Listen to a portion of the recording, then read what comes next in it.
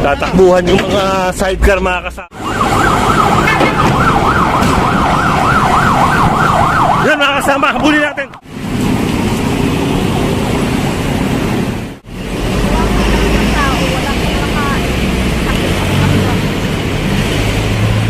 Tayo kasama natin ang team ni Sir Richard.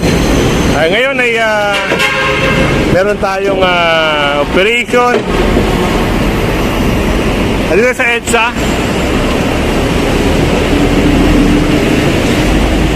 Parang normal na, no? Ang daming tao.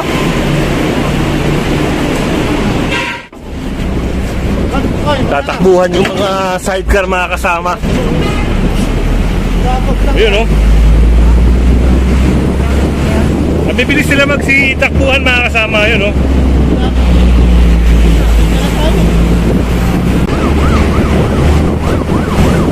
Parang may makakapuntan. Ayun, no?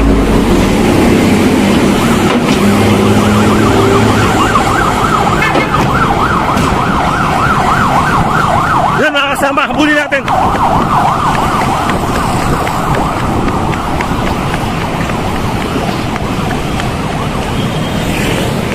Yung kina-counterflow nila yung mga sasakyan, yung napakadelikado rito. Yun, hindi natin naabutan mga kasama. Talagang ang bibilis nila.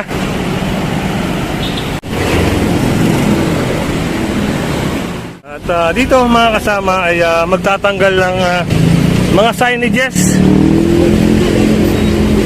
na nakakabit dito.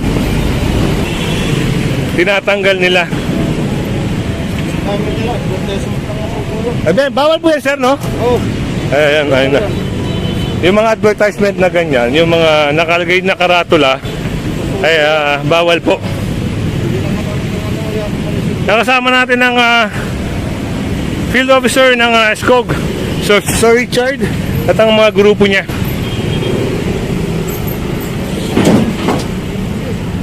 At ayun, no, yung isang kilalang fast food chain. Yan, signage.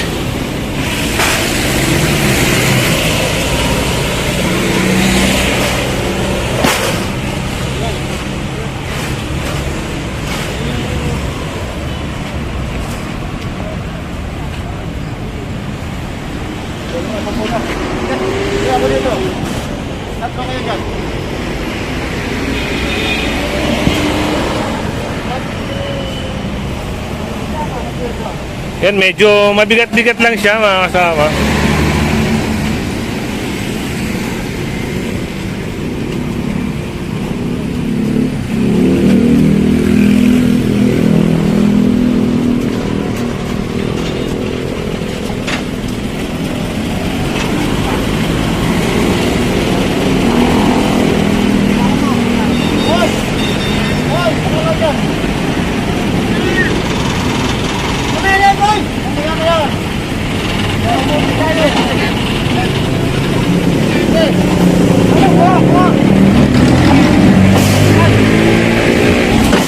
Yun, at isang pa na yung yung signage. Medyo may kabigatan.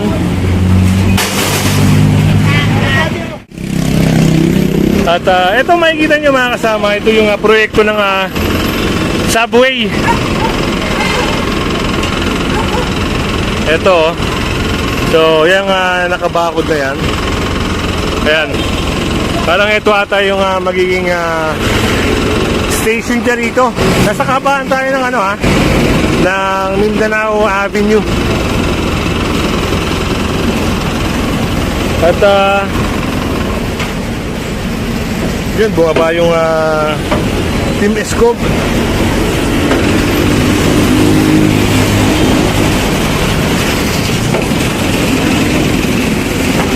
Ngayon, dahil nandito sila mga kasama at bawal naman, pinapaalis sila. Pero yung mga upuan yan, sasakayan. Pero itong mga nakagtitinda rito ay pinapaalis dahil bawal po sila sa may sidewalk.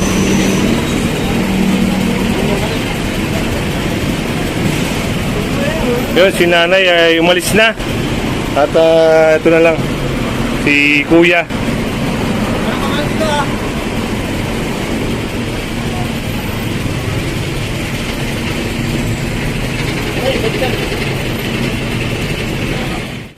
Yan o, Metro Manila Subway Project Phase 1. Phase 1 pala to mga kasama. North Avenue Station.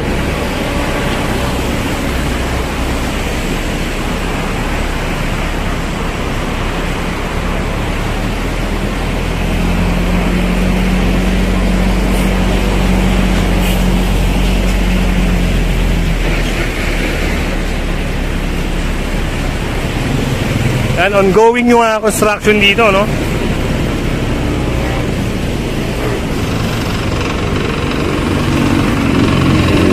Si nanay ay hinihintay lang makalis kasi pinagbawalan po siya doon magtinda.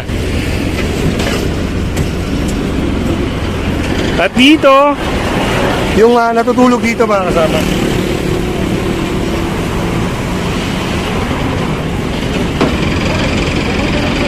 Yun, si kuya sinabihan na bawal siya rito.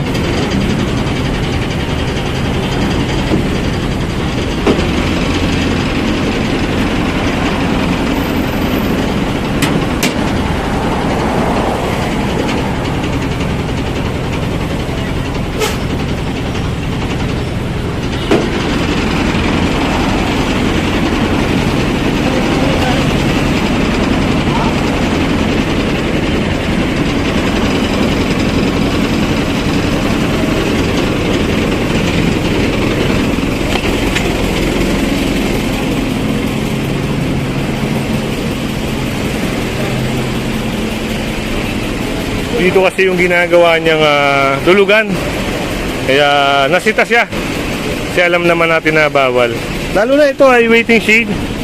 Ito ay dapat sa mga taong mananakay. Hindi dapat ginagawang tulugan.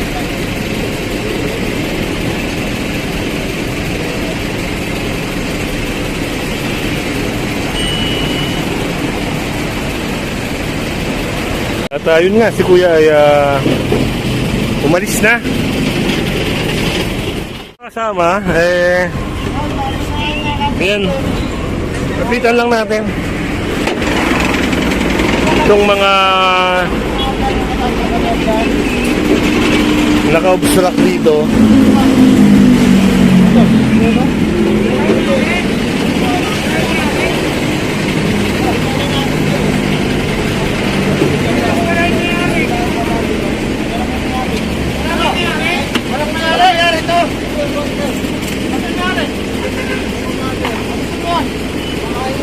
Kaya pinapalis itong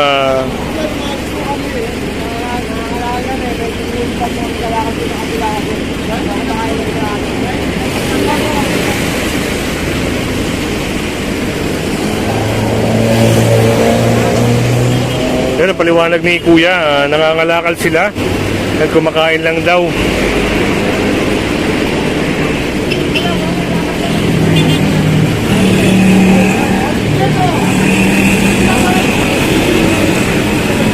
Pinapalis kasi sila rito. Ngayon, pag hindi sila umalis dito, sasampayan mga kasama.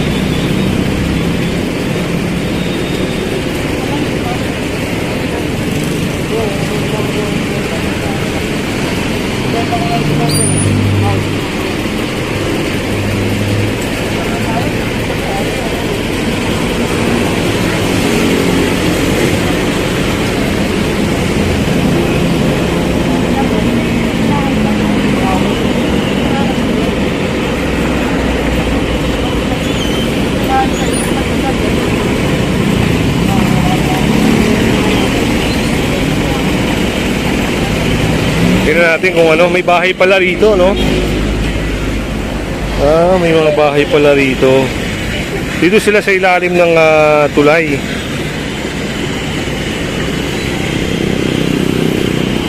Kuwat Bridge. Kuwat Bridge yung tawag nila dito. Pero dito medyo malinis naman. Yun, hinakot na nila. At ayun, nasabi aalisin.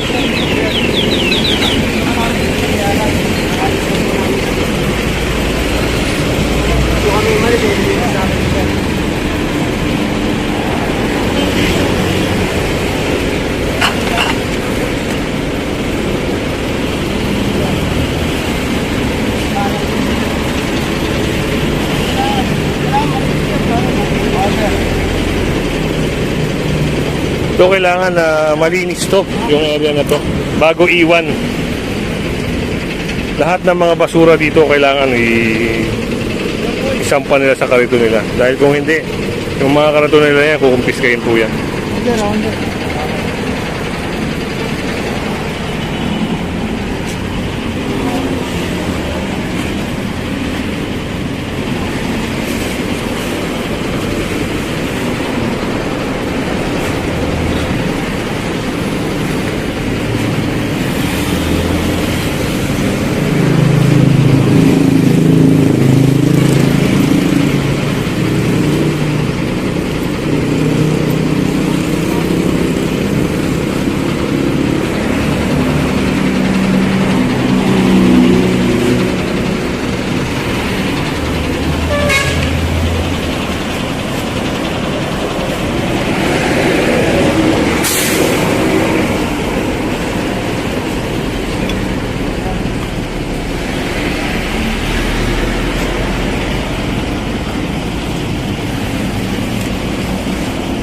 At kung mapapasin nyo, medyo okay na.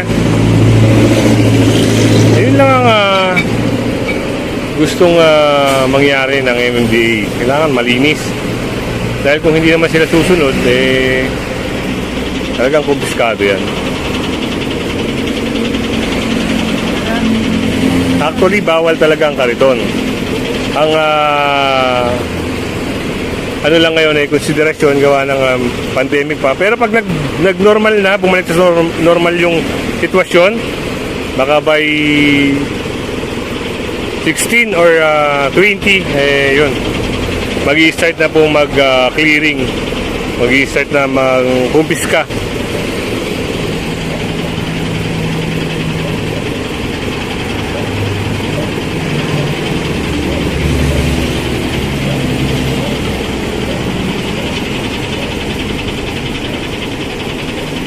At yan, nasa kabaan tayo ng Mindanao Avenue.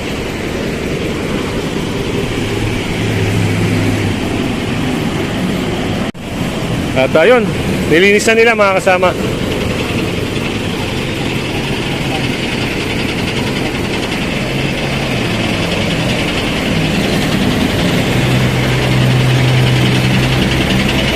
So, ayun. May tatanggalin dito na ayan.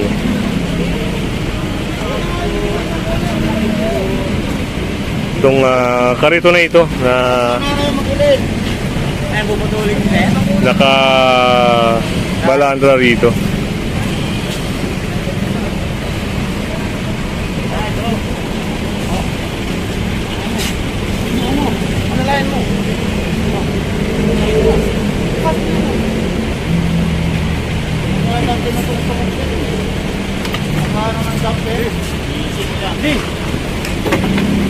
So ito nga, isasakay ito mga kasama.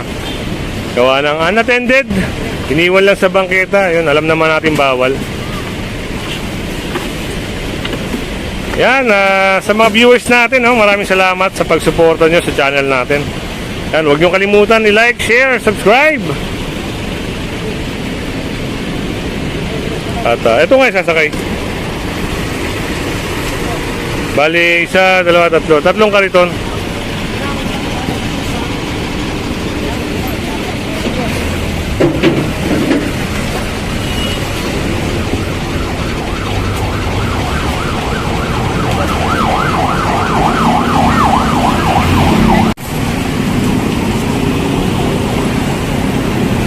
At ito, mapapansin nyo, itong mga kariton nito ay masasompa.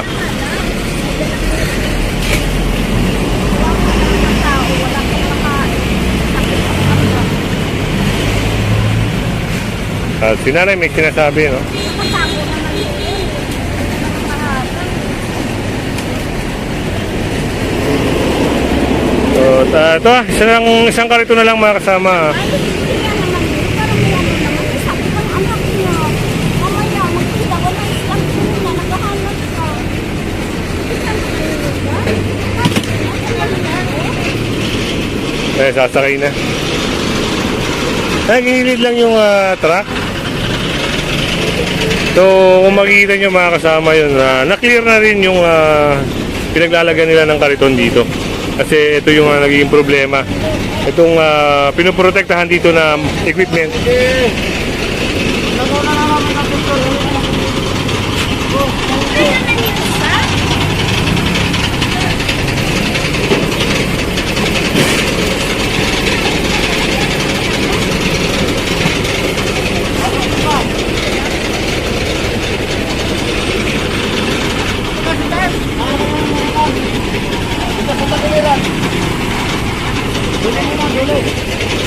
Parang yun, dito may tayo nakikita mga bike enforcer. Yan, yung mga lumalabag sa bike lane na yan, hinuhuli na yung mga taga Quezon City mga kasama.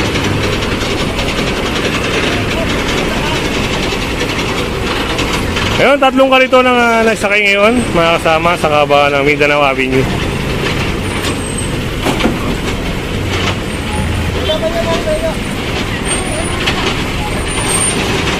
Takilid nyo, takilid! Dali, dali! Huli ka, yari ka dyan. Huli. Yan, nakita ng camera natin mga kasama, huli. Nakita ng camera natin. Nahuli si kuya.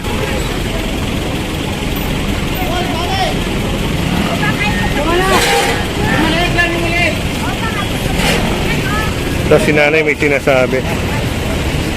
Kung gusto raw kunin.